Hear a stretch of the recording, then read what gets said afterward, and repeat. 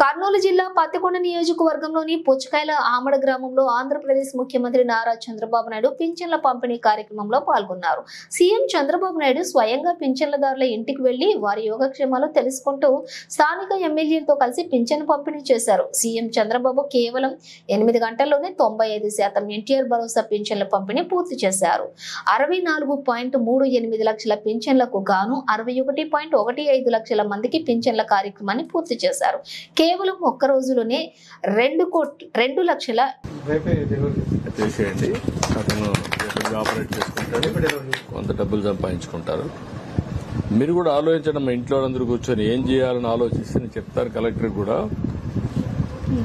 నువ్వు కూడా ఇంట్లో కూర్చొని పనిచేయడానికి అవకాశం ఉంటే నువ్వు కొంత స్కిల్ నేర్చుకుంటే అలాంటివి చేస్తే ఇంకొంచెం ఆదాయం ఎక్కువ సంపాదించుకో. నువ్వు చదువుకోలేదమ్మా? నువ్వు 5 తరగతి చదువుకున్నావా?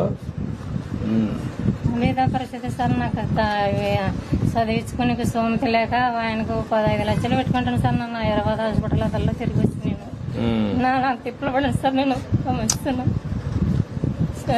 పరిస్థితి నాకు. చూద్దాం ఏం చేయాలని ఆలోచిస్తున్నా. మీ అందరికి నేను చూస్తాను. చూసి ఈ 4 ఎకరాలు బాగుంది కదా, లింగాలు కూడా తీసుకోండి. ఎట్లా చేయాలి నేను చెప్తాను. ప్లాన్ చేద్దాం. ఓకే అమ్మా, నేను చూసుకుంటాను. ఈ 2 చేస్తాం, ఇల్లు కట్టిస్తాం ఇమీడియట్ గా. అదే మరి ఆటో ఇప్పిద్దాం, చేద్దాం. రండి, అతను సెటిల్ అవుతాడు లైఫ్ లో. వీళ్ళని ఏం చేయాలో చూద్దాం.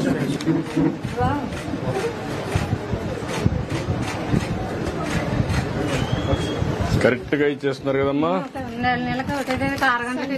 ఏమన్నా పైసలు కట్ చేయడం గానీ వాళ్ళు ఏమైనా కొంత తీసుకోవడం కానీ ఏమైనా ఉన్నాయా?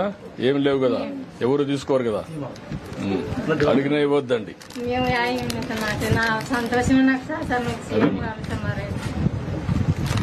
మంచిదమ్మా.